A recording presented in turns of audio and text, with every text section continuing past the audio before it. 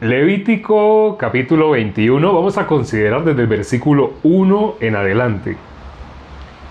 Jehová dijo a Moisés: habla a los sacerdotes, hijos de Aarón, y diles que no contaminen por un muerto en sus pueblos, que no se contaminen por un muerto en sus pueblos, mas por su pariente cercano, por su madre o por su padre, o por su hijo o por su hermano, o por su hermana virgen, a él cercana, la cual no haya tenido marido, por ella se contaminará.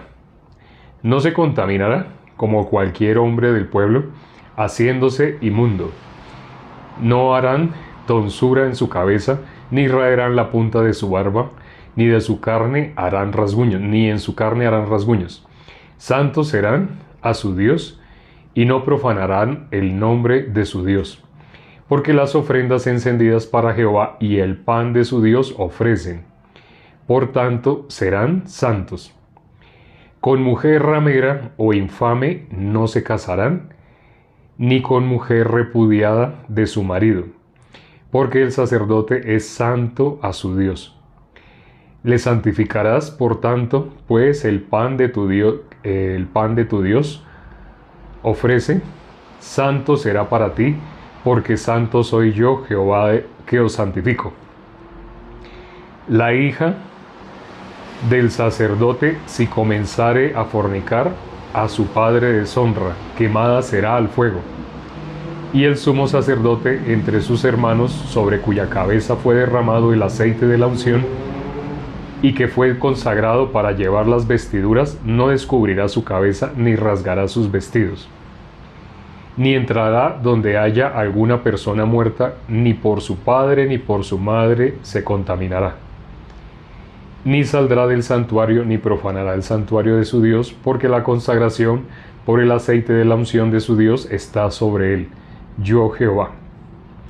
Tomará por esposa a una mujer virgen, no tomará viuda, ni repudiada, ni infame, ni ramera, sino tomará de su pueblo una virgen por mujer, para que no profane su descendencia en su pueblo, porque yo Jehová soy el que los santifico. Y Jehová habló a Moisés diciendo: habla a Aarón y dile: ninguno de tus descendientes por sus generaciones que tenga algún defecto se acercará para ofrecer el pan de su Dios. Porque ningún varón en el cual haya defecto se acercará varón ciego o cojo, o mutilado, o sobrado, o varón que tenga quebradura de pie, o rotura de mano, o jorobado o enano, o que tenga nube en el ojo, o que tenga sarna o empeine o testículo magullado. Ningún varón de la descendencia del sacerdote de Aarón, en el cual haya defecto, se acercará para ofrecer las ofrendas encendidas para Jehová. Hay defecto en él, no se acercará a ofrecer el pan de su Dios. Del pan de su Dios, de lo muy santo y de las cosas santificadas, podrá comer.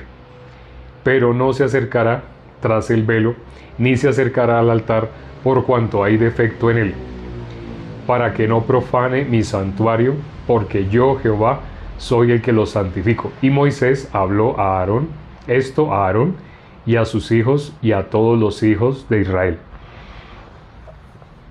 Leímos hasta el último versículo. Hasta el versículo 24. Este capítulo tiene 24 versículos, entonces leímos hasta ahí, es decir, leímos todo el capítulo. Aquí aparece algo que es un poquito sorprendente para algunas personas, y es los defectos. No se acercará con defectos. ¿Se podrá acercar al lugar santo? No se puede acercar al lugar santo si tiene defectos. Parece como si fuera discriminación, pero sabemos a qué se refiere. Se refiere a que el pueblo de Dios, como es, justo, santo, perfecto. Así es el pueblo. Por las leyes, ¿para qué están dadas? Para las personas que se quieren justificar por medio de la ley, quieren agradar a Dios por medio de la ley. Bueno, considérenla. Lean Levítico 21. Si tienen algún defecto, ya no pueden. Mi pastor, cuando él fue a entrar al ejército, él quería mucho entrar al ejército. Era algo que él esperaba con muchas ansias. Pero inclusive él quería tener carrera, quería hacer la carrera militar. No solo entrar, sino quería hacer toda la carrera. Él pensaba que su vida iba a ser así, estar en el ejército. Pero resulta que tenía un diente quebrado. Dios permitió que un diente se le quebrara. Y por ese diente, solo por ese diente, no lo aceptaron en el ejército, porque tenía un diente quebrado. A él le causó mucho dolor, el no haber sido así, el no poder hacer la carrera. Pero lo que no sabía era que Dios lo tenía preparado para que anunciara el evangelio por todo el mundo. ¿Sí?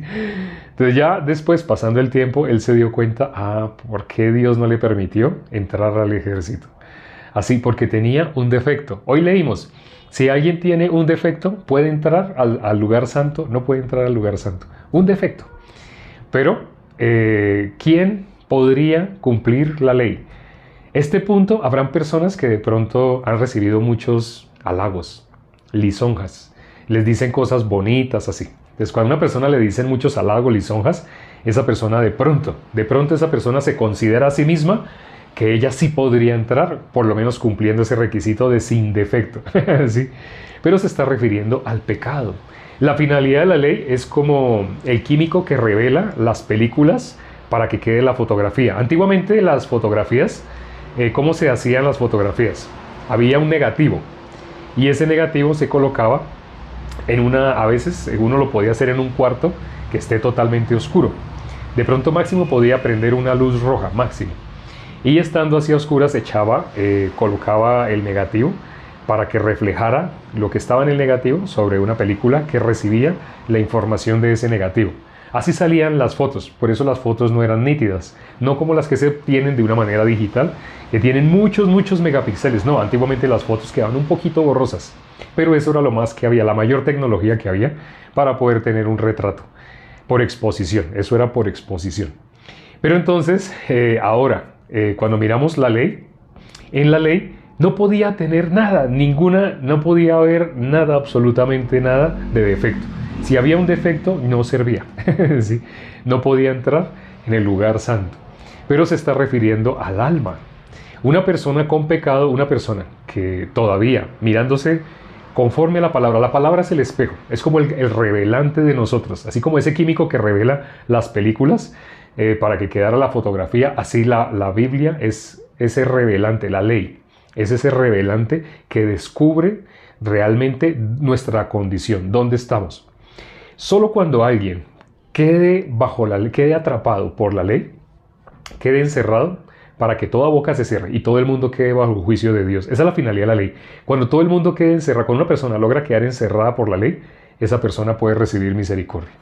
Ya les he contado mi testimonio de cómo Dios me encerró con la ley. Sobre todo, 2 puntos de la ley fueron los que me encerraron para que yo quedara así, quedara atrapado. Vamos a mirar 2 de Samuel, capítulo 5, del versículo 6 al 9. Vamos a mirar 2 de Samuel, capítulo 5. También ahorita estábamos mirando así sobre los defectos. 2 de Samuel, capítulo 5. El versículo 6, del 6 al 9. Vamos a leer. Dice, entonces marchó el rey con sus hombres a Jerusalén contra los jebuseos que moraban en aquella tierra, los cuales hablaron a David diciendo, tú no entrarás acá, pues aún los ciegos y los cojos te echarán, queriendo decir, David no puede entrar acá. Pero David tomó la fortaleza de Sión, la cual es la ciudad de David. Y dijo David aquel día, todo el que hiera a los jebuseos, suba por el canal y hiera a los cojos y ciegos, aborrecidos del alma de David. Por esto se dijo, ciego ni cojo entrará en la casa. Y David moró en la fortaleza y le puso por nombre la ciudad de David. Y edificó alrededor desde Milo hacia adentro. Y David iba adelantando y engrandeciéndose, y Jehová Dios de los ejércitos estaba con él. Bueno, leímos hasta el 10. Íbamos a leer hasta el 9, leímos hasta el 10. Hasta el 10 es un pasaje, ¿no? Pero realmente hasta el 9, ¿qué es lo que dice? Habla sobre ciegos, cojos no entrarán. las personas vieron como una ley. Ah, no entrarán a la casa del rey David, no van a entrar ni ciegos ni cojos. ¿Por qué? Aquí, no sé si se dan cuenta, contra quién subió David. Contra los jebuseos. Ah, bueno, y miren, subió. Aparece la expresión, él subió. ¿Por qué subió contra los jebuseos? ¿Y por dónde subió? Subió por el canal. Era una fortaleza. Esa fortaleza nadie la podía penetrar, ¿sí? Nadie podía entrar. Pero entonces David encontró una forma por donde podía entrar. Y Dios le dio esa ciudad. ¿Qué ciudad era? ¿Alguien se dio cuenta qué ciudad era? Hago la pregunta. ¿Alguien se dio cuenta qué ciudad era? ¿A qué ciudad logró entrar David? ¿Qué ciudad fue la que tomó? Era la ciudad donde vivían los jebuseos. Esa ciudad se debería llamar Jebús, ¿cierto? Pero Sión, exacto. Sión. Realmente hay 3 nombres, ¿sí? Aquí me dijeron uno, Sión. ¿Alguien se dio cuenta qué otro nombre tiene? Sí, se llama Sión, pero también hoy vimos 2 veces, en esos versículos que leímos, aparece 2 veces ciudad de David. Ese es el segundo, pero son 3. ¿Cuál es el otro nombre que tiene esa ciudad? En esos 3 versículos, 6, 7, 8, 9, bueno, en esos 4 versículos, ahí aparece. Ciudad de David es otro nombre. Sión es otro. ¿Pero qué otro nombre tiene? Sabemos que Sión representa la ciudad celestial. ¿No se acuerdan cuál es la ciudad celestial? Ahí está escrito, solo hay que leerlo. Espero que hayan tenido Biblia. Acuérdense, no vengan a un estudio bíblico sin Biblia. A un estudio bíblico siempre tienen que llevar Biblia. ¿Sí? Si están leyendo los 4 versículos que acabamos de leer, podrán, la persona que tenga la Biblia abierta, que haya estado leyendo, puede mirar la Biblia y se dará cuenta cuál es el otro nombre. Jerusalén, Violeta. Y Luis, al tiempo. Violeta, Jerusalén. Sí, se llama ciudad de David, se llama Sión, se llama Jerusalén. Esa es la ciudad de David, pero sabemos es la ciudad de Dios. David, ¿a quién está representando? Al varón conforme al corazón de Dios. Entonces, esa es la ciudad que Dios había entregado al pueblo de Israel, a los judíos. A todos los israelitas Dios les había entregado, ¿quién? Esa ciudad, la ciudad de Jerusalén. No sé si ustedes se acuerden qué sucedió en esa ciudad. En esa ciudad de Jerusalén, esa ciudad de Jerusalén está sobre un monte. Y ese monte tiene un nombre. Ya eso lo habíamos visto. Esto que les estoy preguntando ahorita, ya lo habíamos visto. Jerusalén está sobre un monte. Ese es el monte donde Abraham, Dios le dijo que subiera con su hijo Isaac y lo sacrificara. Es el mismo monte. Jerusalén está sobre ese monte. Ese mismo monte donde así Abraham subió con su hijo para ofrecerle un holocausto. No,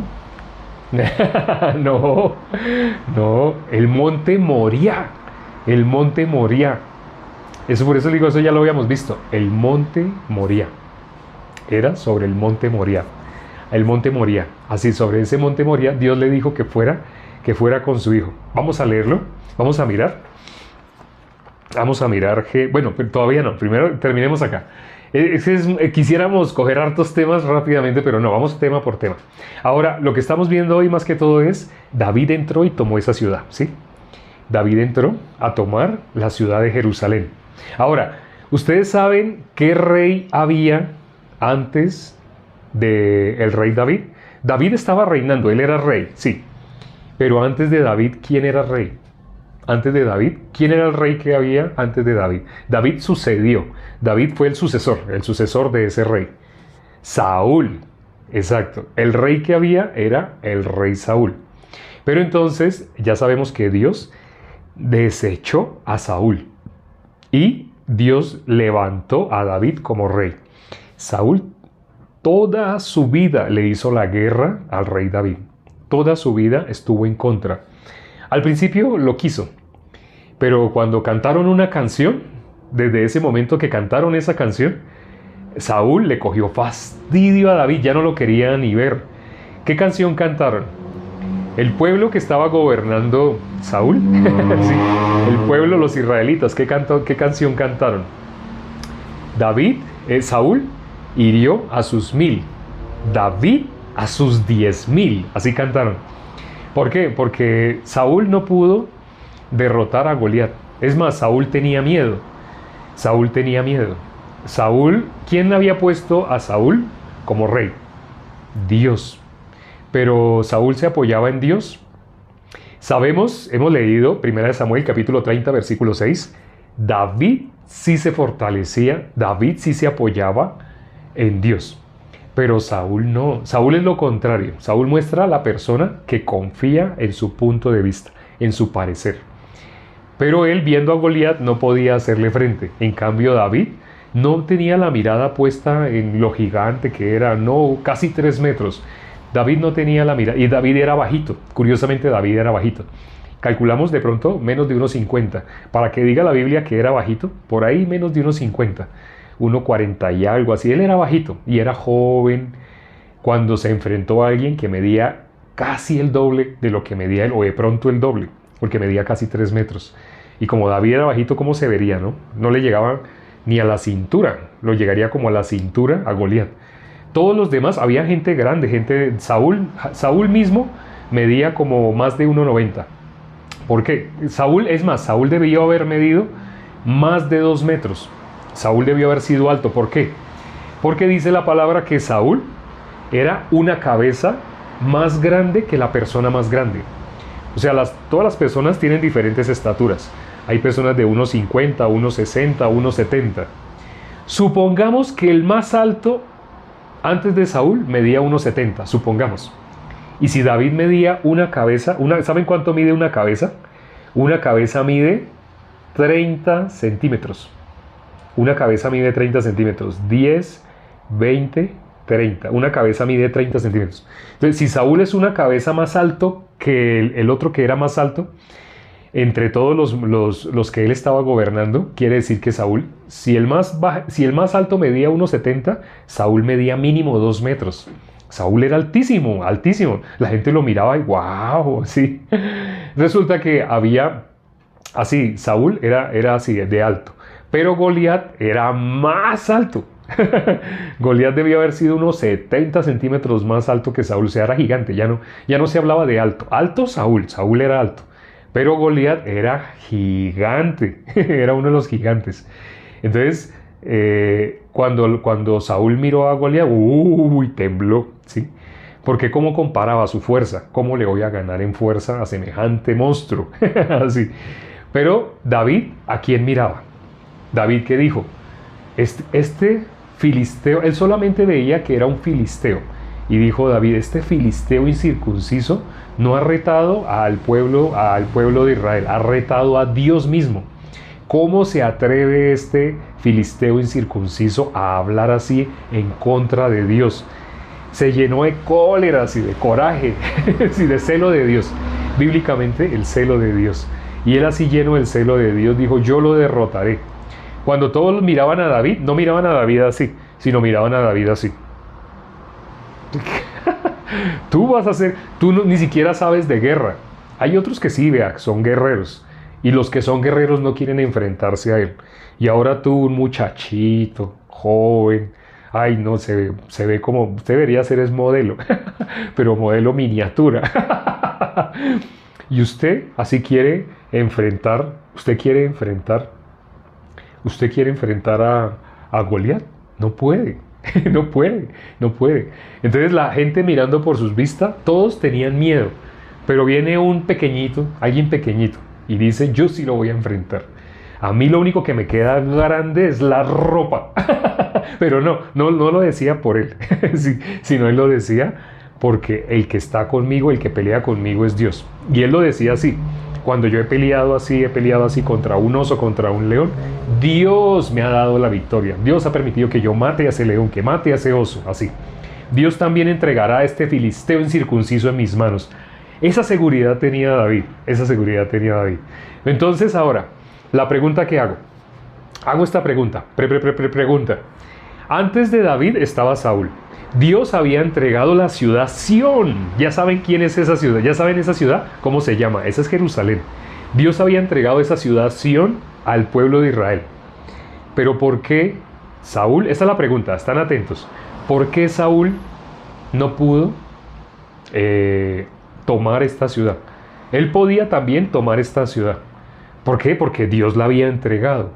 Entonces, ¿por qué tuvo que pasar tiempo hasta que llegara David y David la tomara? David sí la tomó, pero Saúl, ¿por qué no la pudo tomar? Saúl fue rey y también Saúl sabía que esa ciudad Dios la había entregado en manos a los israelitas. ¿Por qué no la tomó? ¿Cuál fue la diferencia entre que David sí la tomara? ¿Qué hubo en David? ¿Qué no hubo en Saúl para que Saúl no la tomara? Porque confiaba en sí mismo. Sí, efectivamente, confiaba en sí mismo. Así. Saúl confiaba en sí mismo. Fe, exacto. Sí, lo que había en David, que no había en Saúl, era fe.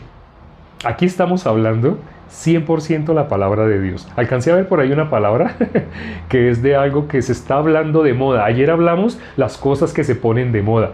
Últimamente empezaron a salir palabras sobre teorías y cosas que las personas están dando por ciertas, no la Biblia. Es algo extrabíblico. Bueno, pero nosotros no vamos a hablar de cosas extrabíblicas, 100% la palabra de Dios. Eso, lo que le hizo falta a Saúl fue fe. ¿Por qué David sí fue a tomarla?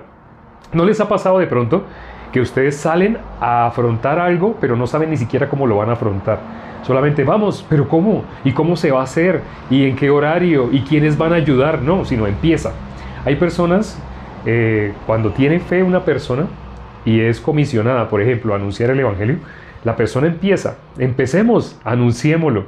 Dios respaldará, porque lo que vamos a hacer es anunciar el evangelio. Entonces, Dios respalda, sí, Dios respalda.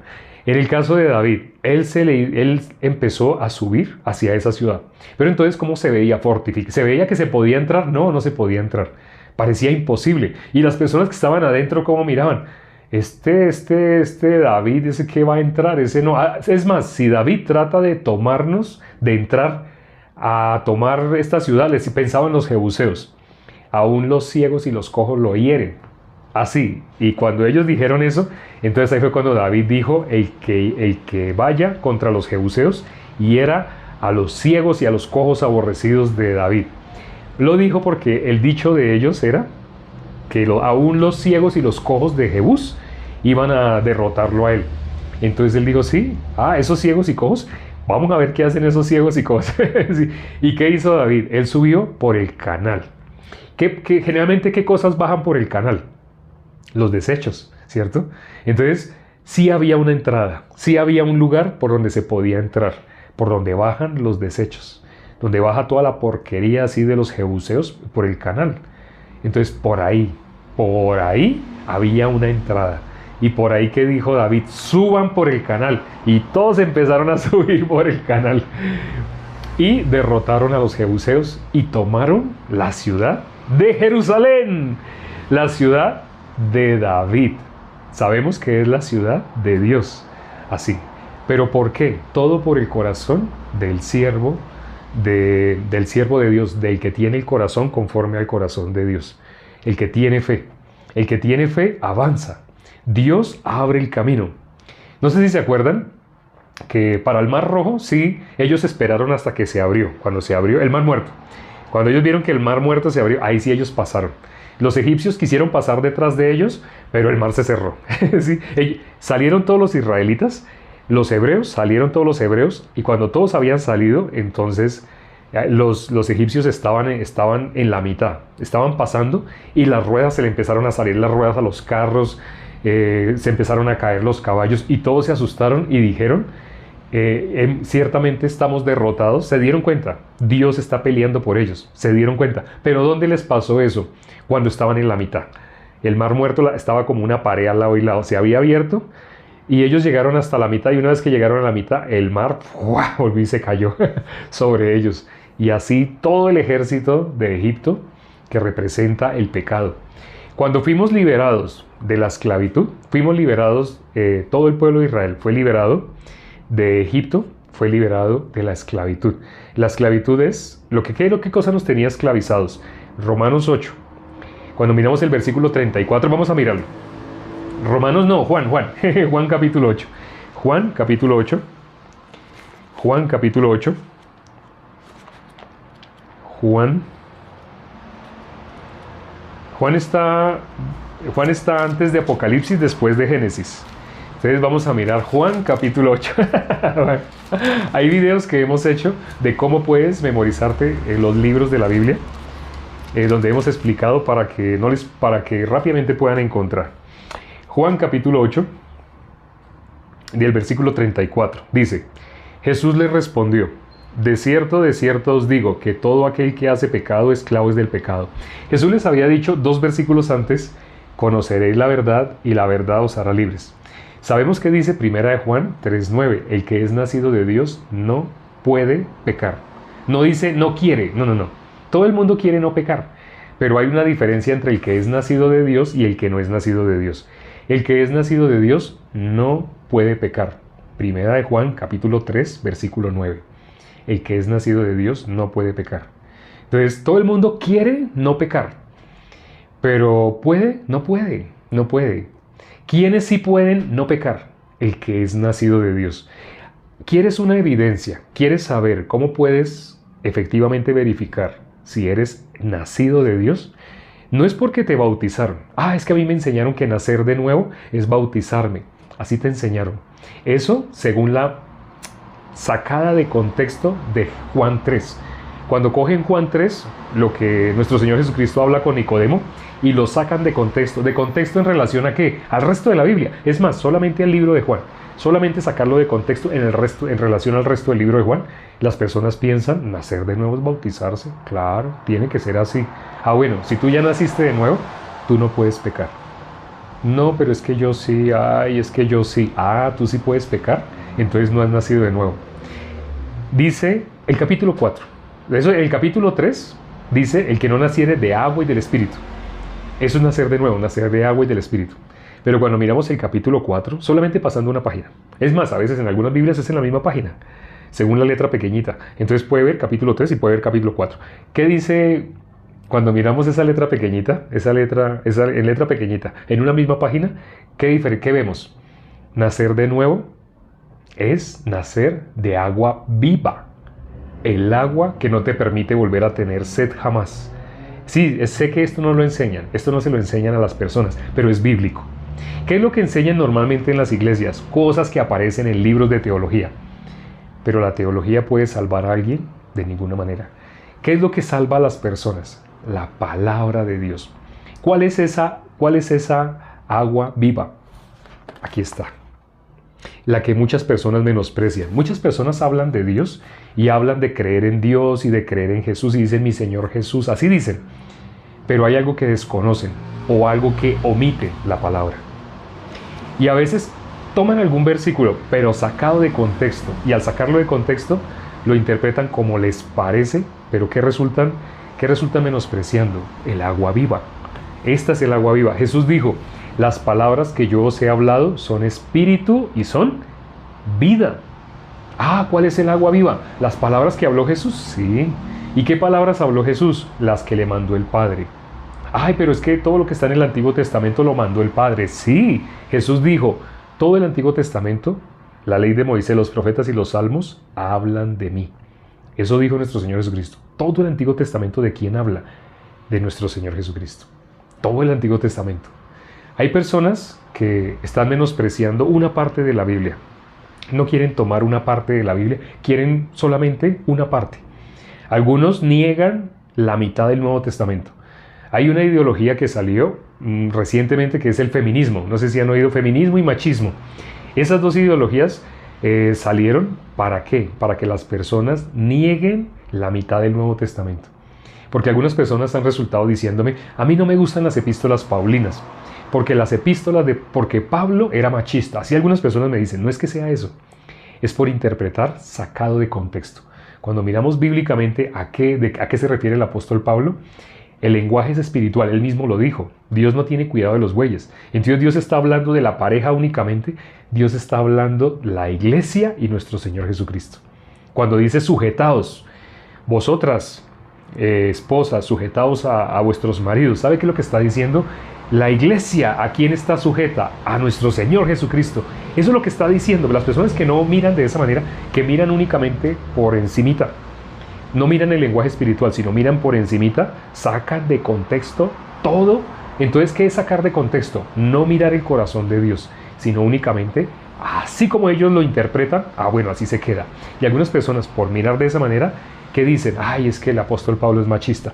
¿Cuántas epístolas hizo el apóstol Pablo? 13. ¿Cuántos libros del Nuevo Testamento son escritos por mano del apóstol Pablo? 13. ¿Cuántos libros conforman el Nuevo Testamento? 27. 27, si partimos 27 por la mitad, daría 13,5, ¿cierto? 27 por la mitad, 13,5. La mitad del Nuevo Testamento, la escribió el apóstol Pablo. ¿Por qué fue el apóstol que más usó nuestro Señor Jesucristo para anunciar el Evangelio? Ya también eso lo hemos hablado. Bueno, para no entrar en repeticiones, si quieren saber más, miren los videos anteriores. Ahí hemos explicado muchas más cosas que complementan esto que estamos diciendo acá. Sé que muchos ya lo saben, pero quienes no lo sepan, bueno, se nos acabó el tiempo por el día de hoy. Mañana vamos a continuar. Está muy interesante lo que pasó con David. Bueno, siempre la vida de David, analizada a lo largo de todo Segundo de Reyes, es muy hermoso. Y Primero de Reyes, no, de Primero de Reyes, sobre todo Primero de Reyes. Vamos a orar ya para terminar. Padre, gracias por este tiempo que nos permites para considerar tu palabra. Gracias porque tú nos has permitido así conocer el corazón tuyo. Nos has permitido ver el lenguaje espiritual. Cosas que otras personas no han podido ver, aún siendo muy intelectuales, muy estudiadas, con mucha trayectoria, pero lamentablemente personas que no se han rendido ante la palabra, sino únicamente juzgan con su propio punto de vista, sin menospreciarse nunca, sin nunca darse cuenta que todo lo que sale de ellos es maldad. Al no ver que todo lo que sale de ellos es maldad, juzgan con su opinión, con su criterio. Y al juzgar de esa manera no saben que se cierran la puerta a la salvación y se la cierran a las personas que les rodean. Permite, Padre, que todos los que se conectaron el día de hoy puedan seguir escuchando la palabra. Si aún no han recibido la salvación, sigan escuchando, porque la Biblia dice, la fe viene por el oír. Bueno, y quienes ya la han recibido, con amor siguen escuchando porque logran ver una interpretación que el mundo no le puede dar. La paz que dejó nuestro Señor Jesucristo no es como el mundo la da. El mundo quiere una paz realmente sin problemas. Y cuando quieren esa paz con ausencia de problemas, esa es la definición que ellos tienen de paz, que el mundo tiene de paz. Lo que están queriendo quieren vivir sin Dios. Porque las dificultades, ellos mismos reconocen que solamente en las dificultades es que se acuerdan de Dios. Solamente en las dificultades es que vuelven a pensar en orar. Pero si quieren paz de esa manera, esa no es la paz que Dios da. Dios da otra paz. La paz que da nuestro Señor Jesucristo es volvernos a unir con Dios. Y ya lo hizo. Permite que todos los que se conectaron el día de hoy inevitablemente reciban la salvación si aún no la han recibido. Te lo pido y he orado en el nombre de mi Señor Jesucristo. Amén. Gracias, hermanos, amigos, invitados y quienes nos visitan. No hagan eso de visitarnos. Así como nos sacan tiempo para comer todos los días, saquen tiempo para todos los días dedicarle a escuchar la palabra de Dios. La fe viene por el oír. Nos vemos mañana a la misma hora. En este momento mi reloj marca las 35. Quiere decir que empezamos hace 35 minutos. Cuando la hora era 00. Entonces nos vemos mañana. No falten. Chao.